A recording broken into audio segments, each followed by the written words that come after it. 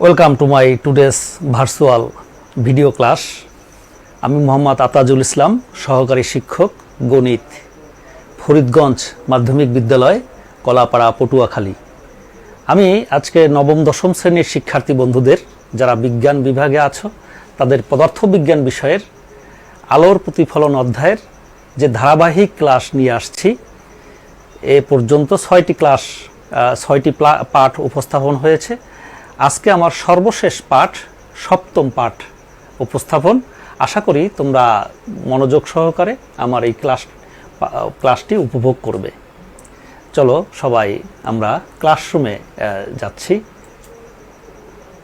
শিক্ষার্থী বন্ধুরা, নবম দশম শ্রেণীর শিক্ষার্থী বন্ধুরা, বিজ্ঞান বিভাগের পদার্থবিজ্ঞান বিষয়ে তোমাদের স্বাগত।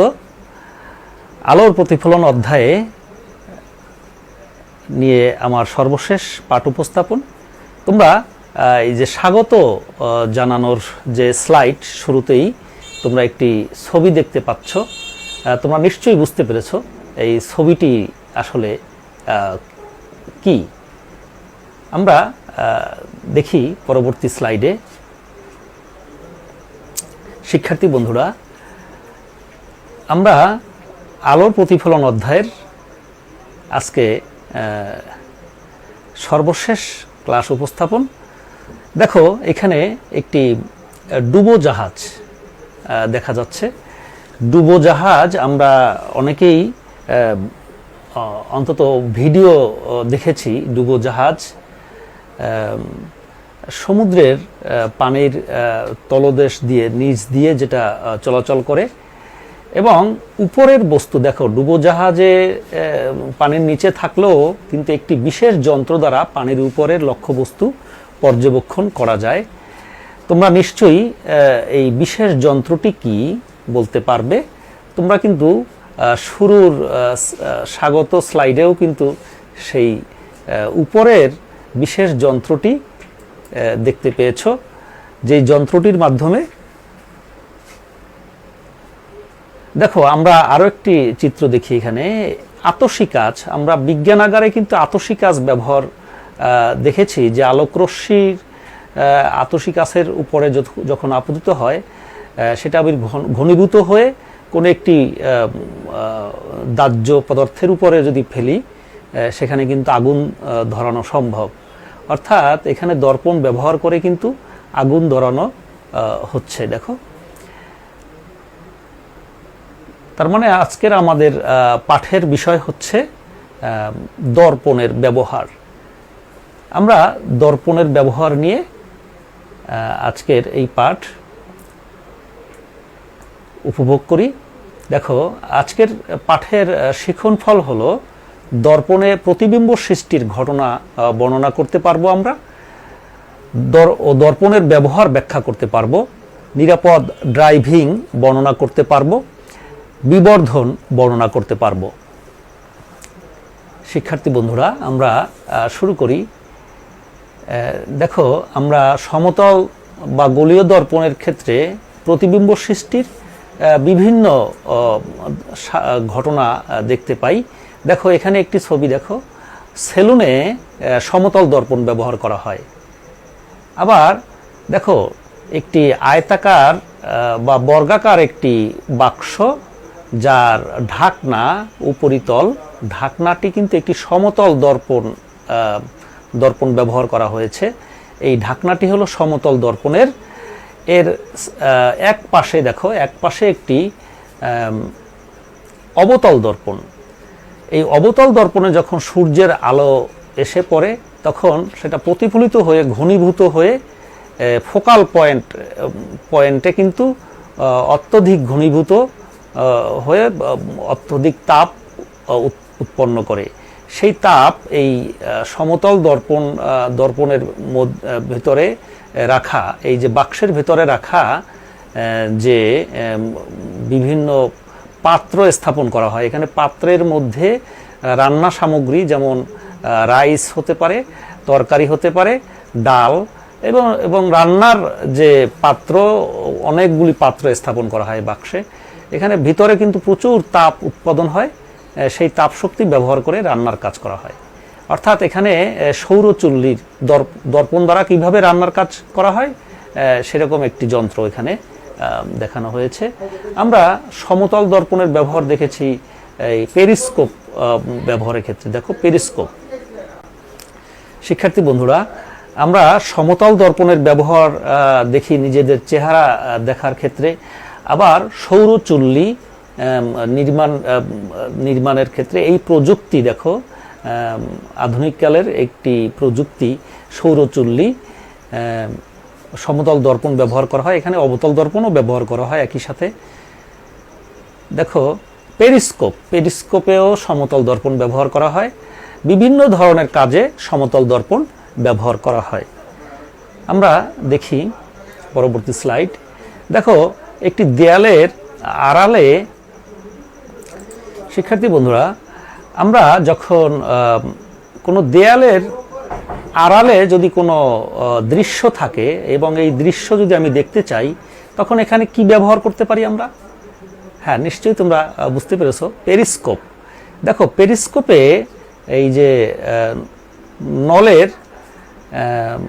নলের দুই প্রান্তে দেখো, এই কর্নার এবং এই কর্নারে দেখো, তোমরা লক্ষ্য করো, দুটি সমতল দর্পণ স্থাপন করা হয় এমনভাবে প্রতিফলক পৃষ্ঠ কিন্তু পরস্পরের সাথে সমান্তরালে থাকে। এই দুটি দর্পণের প্রতিফলক পৃষ্ঠ পরস্পরের সাথে সমান্তরালে থাকে, কিন্তু এই দর্পণটি নলের প্রধান অক্ষের সাথে, দেখো এই যে প্রধান অক্ষের সাথে এই দর্পণের প্রতিফলক পৃষ্ঠ কিন্তু 45 ডিগ্রি কোণ উৎপন্ন করেছে। প্রধান অক্ষের সাথে, নলের অক্ষের সাথে দর্পণের পৃষ্ঠ 45 ডিগ্রি কোণ সৃষ্টি করে।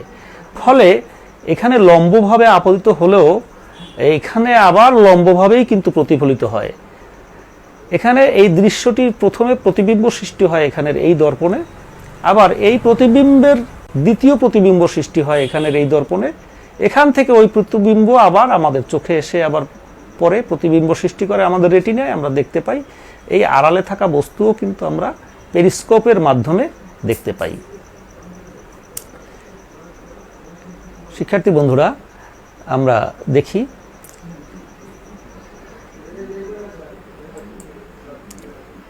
পেরিস্কোপে তাহলে পেরিস্কোপের ক্ষেত্রে সমতল দর্পণকে পরস্পরের সাথে সমান্তরাল এবং নলের অক্ষের সাথে কিন্তু 45 ডিগ্রি কোণ করে রাখা হয়।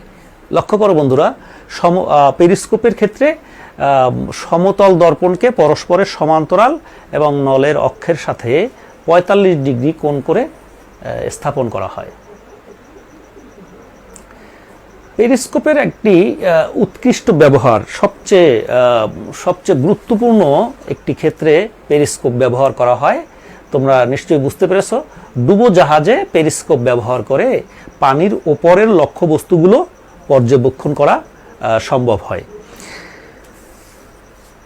আমরা সমতল দর্পণের সাধারণ ব্যবহার আমরা দেখে থাকি সেলুনে। দেখো আমাদের সামনের চেহারা দেখি, আবার নরসুন্দর কিন্তু আমার চুল কাটা শেষ হলে পিছনের দিকটা যদি আমি দেখতে চাই, নরসুন্দর কি করে পিছনে আরও একটি সমতল দর্পণ স্থাপন করে এমনভাবে যেন ওখানে সৃষ্ট প্রতিবিম্ব আবার সম্মুখের যে সমতল দর্পণ আছে ওখানে দ্বিতীয় আরেকটি প্রতিবিম্ব তৈরি করে। ওই প্রতিবিম্ব কিন্তু আমি সহজে দেখতে পাই, অর্থাৎ পিছনের দিকটা আমি কিন্তু দেখতে পাই। মাথার পশ্চাৎ ভাগ দেখা সহজ হয় কিন্তু এই সমতল দর্পণ ব্যবহার করে।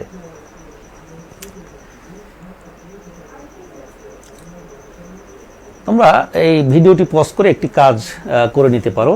দেখো এখানে যে লোকটিকে তার চুলের সম্পূর্ণ কাটিং দেখানো সম্ভব কিনা। এই লোকটিকে তার চুলের সম্পূর্ণ কাটিং অর্থাৎ সামনের এবং পিছনের চারদিকের যে মাথার চারপাশ ঘুরিয়ে ঘুরিয়ে কিন্তু দেখানো সম্ভব কিনা। হ্যাঁ, অবশ্যই সম্ভব, সমতল দর্পণ ব্যবহার করে। কিভাবে সেটা তোমরা একটু বিশ্লেষণ করে নিতে পারো।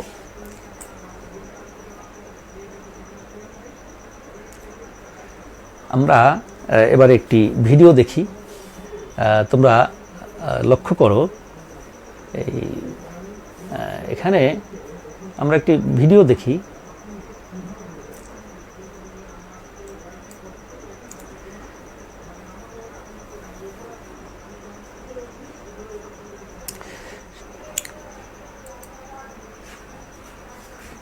শিক্ষার্থী বন্ধুরা, এখানে দেখো একটি অবতল দর্পণ ব্যবহার করা হয়েছে। অবতল দর্পণ মানে কনকেভ মিরর। অবতল পৃষ্ঠে যখন প্রধান অক্ষের সমান্তরালে আলোকরশ্মি আপতিত হয়, একগুচ্ছ সমান্তরাল আলোকরশ্মি, প্রধান অক্ষের সাথে সমান্তরাল আলোকরশ্মি যখন আপতিত হয়, তখন কিন্তু অবতল দর্পণের ক্ষেত্রে প্রতিফলিত রশ্মিগুলি এক বিন্দুতে মিলিত হয় এবং বাস্তব প্রতিবিম্ব সৃষ্টি করে বিভিন্ন অবস্থানের ক্ষেত্রে। ফোকাস দূরত্বের বাইরের বিভিন্ন অবস্থানের ক্ষেত্রে কিন্তু বাস্তব প্রতিবিম্ব সৃষ্টি করে, কিন্তু উল্টা প্রতিবিম্ব সৃষ্টি করবে। এখানে দেখো এই কার্টুন ছবিতে উল্টা প্রতিবিম্ব সৃষ্টি হয় কখন? যখন ফোকাস দূরত্বের বাইরে লক্ষ্যবস্তু থাকে। কিন্তু ফোকাস দূরত্বের যদি কম দূরত্বে থাকে, ফোকাস দূরত্বের চেয়ে কম দূরত্বের লক্ষ্যবস্তু থাকলে তখন প্রতিবিম্ব কিন্তু সোজা হয়, কিন্তু বিবর্ধিত হয়, অবাস্তব প্রতিবিম্ব সৃষ্টি হয়। দেখো, ফোকাস দূরত্বের চেয়ে বেশি দূরত্বে আছে, উল্টা প্রতিবিম্ব সৃষ্টি হয়েছে। ফোকাস দূরত্বের চেয়ে কম দূরত্বে থাকলে সোজা প্রতিবিম্ব, তবে খর্বিত এবং সৃষ্টি করবে বা অবাস্তব প্রতিবিম্ব সৃষ্টি করবে। এখানে ভদ্রলোক একটি পরীক্ষণের মাধ্যমে দেখাচ্ছেন। এখানে একটি পেন্ডুলাম ঝুলিয়ে রাখছেন।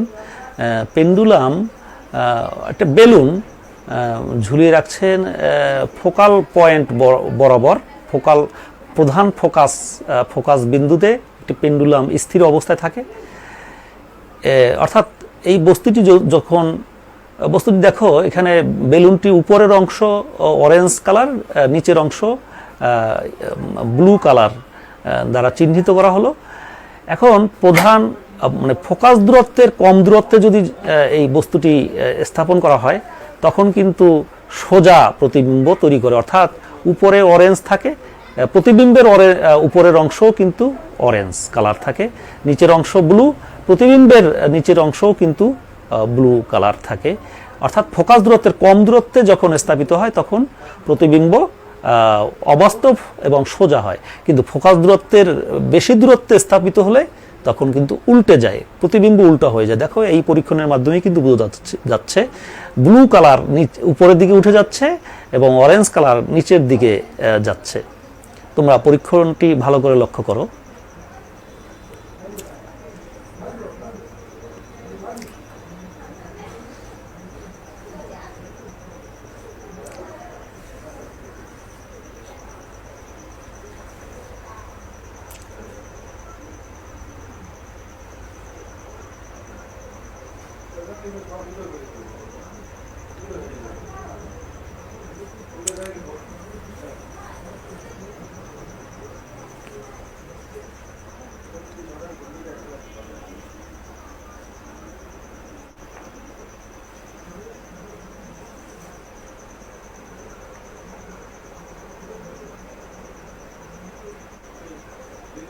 এখানে দেখো, লক্ষ্যবস্তুর অবস্থার পরিবর্তনের সাথে সাথেও কিন্তু প্রতিবিম্বের প্রকৃতি পাল্টে যাচ্ছে, বাস্তব হচ্ছে, অবাস্তব হচ্ছে এবং সোজা প্রতিবিম্ব সৃষ্টি করছে অথবা উল্টা প্রতিবিম্ব সৃষ্টি করছে। আমরা পরবর্তী অংশে যাই। দেখো, কনভেক্স মিররের ক্ষেত্রে যেটা হয়, এখানে একটি গাড়ি চালক তিনি তার গাড়িতে সাইড মিরর হিসেবে, দেখো এখানে সাইড মিরর নেই, তিনি সাইড মিরর হিসেবে কোন ধরনের দর্পণ ব্যবহার করতে যাচ্ছেন আমরা একটু দেখি। আমরা কিন্তু একটু আগে দেখেছি যে অবতল দর্পণের ক্ষেত্রে যখন ফোকাস দূরত্বের কম দূরত্বে লক্ষ্যবস্তু থাকে তখন কিন্তু প্রতিবিম্ব সোজা হয়, অবাস্তব হয়, কিন্তু ফোকাস দূরত্বের চেয়ে বেশি দূরত্বে যখন থাকবে তখন প্রতিবিম্ব বাস্তব হয় এবং উল্টা হয়ে যায়, প্রতিবিম্ব কিন্তু উল্টে যায়। আমি যদি অবতল দর্পণ সাইড মিরর হিসেবে ব্যবহার করি, তাহলে পিছন থেকে আগত যে গাড়ি ভেহিকেলস লক্ষ্যবস্তু সেগুলি কিন্তু আমি মানে ঠিক প্রতিবিম্ব দেখতে পাবো না, অর্থাৎ সঠিক দূরত্ব দেখতে পাবো না, দূরত্ব কিন্তু সঠিক হবে না, অর্থাৎ লক্ষ্যবস্তু যত দূরে প্রতিবিম্ব কিন্তু তত দূরে সৃষ্টি হবে না। এবং কখনো কখনো উল্টো প্রতিবিম্ব সৃষ্টি হবে, যখন প্রধান মানে ফোকাস দূরত্বের বাইরে থাকবে উল্টো প্রতিবিম্ব সৃষ্টি হবে, তখন কনফিউশনে পড়ব। এক্ষেত্রে দেখো, যদি তুমি উত্তল দর্পণ ব্যবহার করো, উত্তল দর্পণ তুমি যদি কনভেক্স মিরর ব্যবহার করো, সেক্ষেত্রে কিন্তু প্রতিবিম্ব লক্ষ্যবস্তু যত দূরে থাকবে প্রতিবিম্ব কিন্তু তত দূরেই দেখতে পাবে। সেক্ষেত্রে গাড়ি চালক কিন্তু মানে কনফিউশনে পড়বে না, এবং পিছনের বিস্তৃত এলাকার দৃশ্য কিন্তু সে একটি ছোট উত্তল দর্পণের মাধ্যমে বিস্তৃত এলাকা দেখতে পাবে। সমতল দর্পণও কিন্তু প্রতিবিম্ব যত দূরে থাকে লক্ষ্যবস্তুও যত দূরে থাকে প্রতিবিম্ব তত দূরেই সৃষ্টি হয়, কিন্তু বিস্তৃত এলাকার ছবি কিন্তু মানে একটি ছোট দর্পণে দেখা সম্ভব না। সেক্ষেত্রে উত্তল দর্পণ ব্যবহার করাটাই উত্তম সাইড মিরর হিসাবে গাড়ির। এক্ষেত্রে ভদ্রলোক কিন্তু আরও একটি পরীক্ষা করে দেখাচ্ছেন যে ওই উত্তল দর্পণে কিভাবে প্রতিবিম্ব সৃষ্টি হয়। অবাস্তব প্রতিবিম্ব সৃষ্টি হয়, কিন্তু লক্ষ্যবস্তুর যত দূরে প্রতিবিম্ব তত দূরে দেখাবে, এবং পিছনের বিস্তৃত এলাকা একত্রে খর্বিত আকারে দেখা সম্ভব হবে। আমরা পরবর্তী স্লাইডে যাচ্ছি।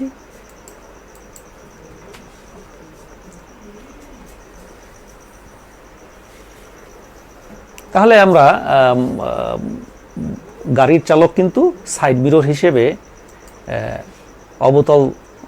উত্তল দর্পণ ব্যবহার করবে। এরকম আমরা কিন্তু অবতল দর্পণের ব্যবহার আরো এবারে দেখি অবতল দর্পণের ব্যবহারগুলি কি কি। দেখো, আমরা শ্রেণীকক্ষে মাল্টিমিডিয়া প্রজেক্টর ব্যবহার দেখেছি। সেখানে কিন্তু মাল্টিমিডিয়া প্রজেক্টরের মাধ্যমে একটি পর্দায় পুরো দৃশ্য কিন্তু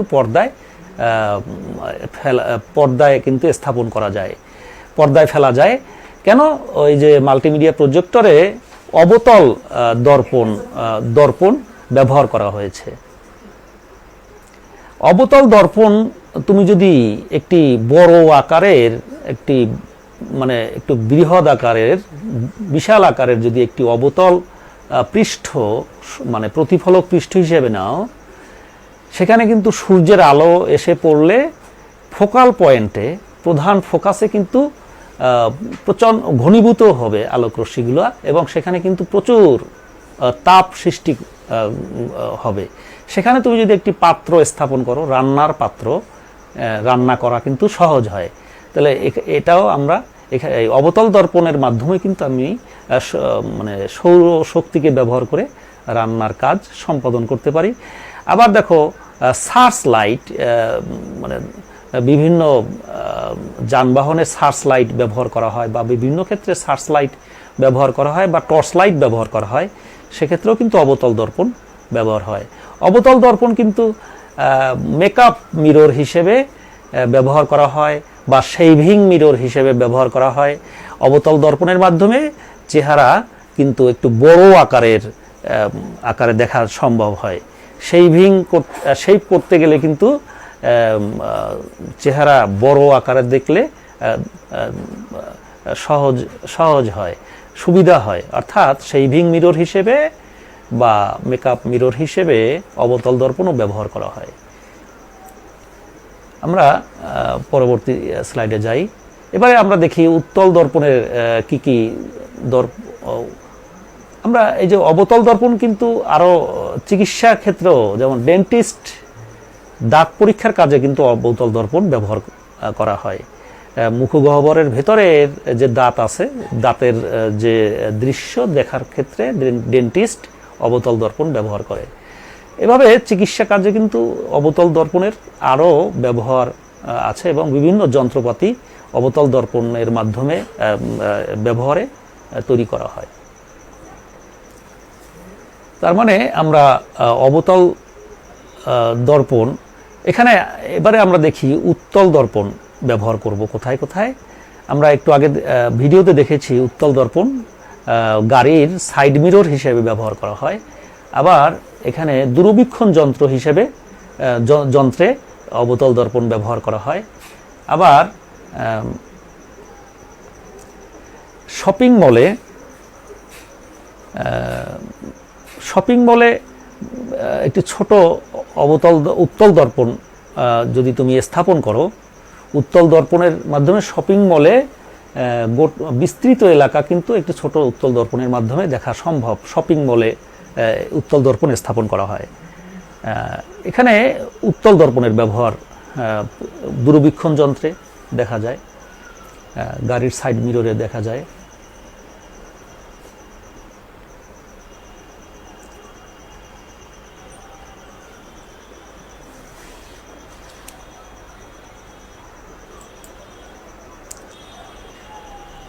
আমরা গাড়ি চালককে ঠিকমতো কিন্তু দর্পণগুলোকে উপযোজন করে নিতে হয়।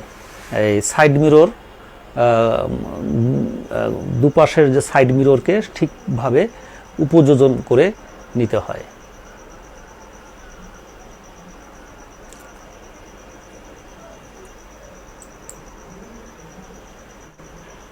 শিক্ষার্থী বন্ধুরা, পাহাড়ি রাস্তায় গাড়ি চালানো অত্যধিক ঝুঁকিপূর্ণ কেন? কারণ পাহাড়ি রাস্তায় কিন্তু অনেক আঁকাবাঁকা পথ থাকে এবং অনেক উঁচুতে গাড়ি উঠতে হয়। সেক্ষেত্রে দুর্ঘটনা কিন্তু মারাত্মক দুর্ঘটনা ঘটতে পারে। পাহাড়ি রাস্তার আঁকাবাঁকা পথে কিন্তু রাস্তার যে বাঁকে কোন ধরনের দর্পণ ব্যবহার করা হয়? সমতল দর্পণ, এবং সেটা কত ডিগ্রি কোণে? 45 ডিগ্রি কোণে স্থাপন করা হয়। আমরা এতক্ষণ লক্ষ্যবস্তুর তুলনায় প্রতিবিম্বর আকার দেখেছি দর্পণের, বিভিন্ন গোলীয় দর্পণের ক্ষেত্রে। সেক্ষেত্রে আমরা বিবর্ধন একটি রাশি, এই একটি পরিমাপ আমাদের জানতে হয়। বিবর্ধন কি? বিবর্ধন হলো লক্ষ্যবস্তুর দৈর্ঘ্য এবং প্রতিবিম্বের দৈর্ঘ্যের অনুপাত। এই অনুপাত দ্বারা কিন্তু আমরা বিবর্ধন এই রাশিটি পরিমাপ করে থাকি। আমরা আরেকটি কাজ করে নেই। আমরা জানি গাড়ির সাইড মিরর হিসেবে উত্তল দর্পণ ব্যবহার করা হয়। আমরা যদি গাড়ির হেডলাইটে গলীয় দর্পণ ব্যবহার করি, কোন ধরনের গলীয় দর্পণ আমরা ব্যবহার করতে পারি? আমরা কিন্তু সেক্ষেত্রে কিন্তু অবতল দর্পণ ব্যবহার করা হয় হেডলাইটে। কারণ কি? সেটা বিশ্লেষণ করো, এই কাজটি তোমরা করে নিতে পারো।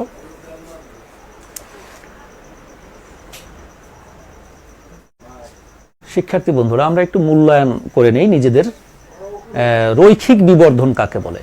রৈখিক বিবর্ধন লক্ষ্যবস্তুর এবং প্রতিবিম্বের দৈর্ঘ্যের অনুপাত হলো রৈখিক বিবর্ধন।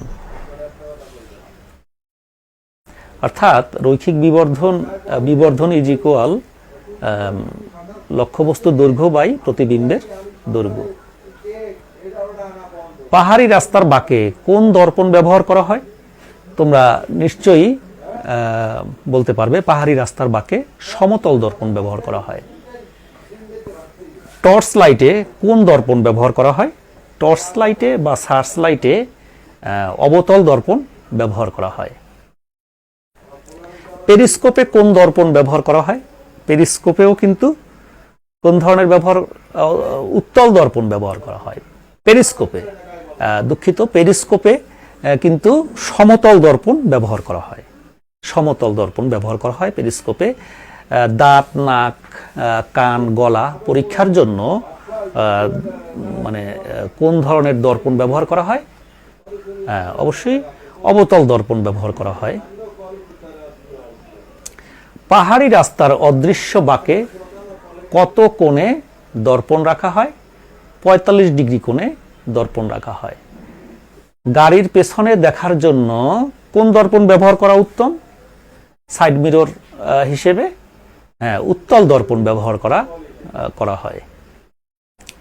তোমরা একটি বাড়ির কাজ নিয়ে নাও। এখানে সরল পেরিস্কোপে নলের অক্ষের সাথে 30 ডিগ্রি কোণ করে দর্পণ লাগানো হলে প্রতিবিম্ব দেখা সম্ভব কিনা তা যুক্তিসহ বিশ্লেষণ করো। সরল পেরিস্কোপে নলের অক্ষের সাথে আমরা আগের স্লাইডে দেখেছি যে 45 ডিগ্রি কোণ করে দর্পণ লাগানো হয়, সেটা একটি যুক্তি আছে। সেই যুক্তি সহ বিশ্লেষণ, এইটা তোমার বাড়ির কাজ। এটা তুমি একটু চিন্তা করে এই বাড়ির কাজটি করে নিতে পারবে। তুমি আরেকটি বাড়ির কাজ নিতে পারো শিক্ষার্থী বন্ধুরা। নিরাপদ ড্রাইভিং এর জন্য গাড়ি চালককে কি কি সতর্কতা অবলম্বন করা উচিত তা যুক্তিসহ বিশ্লেষণ করো। শিক্ষার্থী বন্ধুরা, সারা বিশ্বে যে কোভিড-19 করোনা ভাইরাসের যে মহামারী কাল কাটিয়ে বা এখনও পরিস্থিতি যে বিরাজ করছে, তাতে বাংলাদেশেও একই পরিস্থিতি এবং শিক্ষা প্রতিষ্ঠান বন্ধ। স্বাভাবিক যে ক্লাসরুমে যে সক্রিয় অংশগ্রহণের মাধ্যমে শিক্ষার্থী যেভাবে মানে শিখন ফল অর্জন করা সম্ভব সহজ, সক্রিয় অংশগ্রহণের মাধ্যমে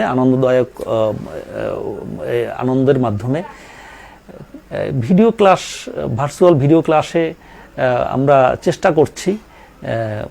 কারণ শিক্ষা জ্ঞান এই কার্যক্রম তো থেমে থাকলে চলবে না, এটা যে কোনোভাবে এগিয়ে নিতে হবে। তোমরা একটু কষ্ট হলেও ধৈর্য সহকারে এই ভিডিও ক্লাসগুলি দেখবে, ভার্চুয়াল ক্লাসগুলি বা অনলাইন ক্লাসগুলি দেখবে। তোমরা জানো বাংলাদেশ সরকার সংসদ টেলিভিশনে রুটিন অনুযায়ী ক্লাসগুলি করে থাকে। তোমরা সেই ক্লাসগুলি দেখবে এবং সেখানে বাড়ির কাজ দেওয়া থাকে, সেগুলি করবে। আমার এইখানে এই উপস্থাপিত ক্লাসের যে বাড়ির কাজগুলি তোমরা আশা করি কষ্ট হলেও ধৈর্য সহকারে করে নেবে। আজকের মতো এই ক্লাস আলোর প্রতিফলন অধ্যায়ের কিন্তু এইটি সর্বশেষ ক্লাস এবং আগামী ক্লাস আলোর প্রতিসরণ অধ্যায় নিয়ে নেওয়ার চেষ্টা করব। আশা করি সেই ক্লাসে তোমরা দেখবে। আজকের মতো এখানেই শেষ করছি। সবাইকে ধন্যবাদ।